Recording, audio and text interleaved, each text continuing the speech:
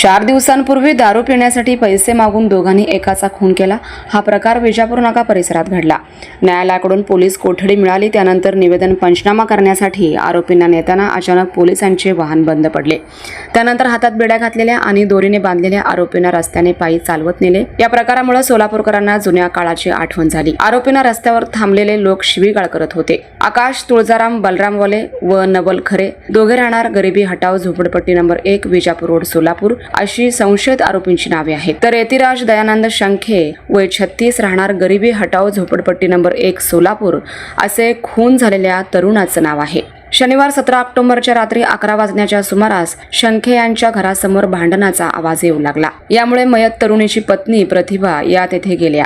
त्यावेळी आरोपी आकाश आणि नवल असे दोघे यतिराज यांना हाताने आणि लाथाबुक्क्यांनी मारहाण करताना दिसले।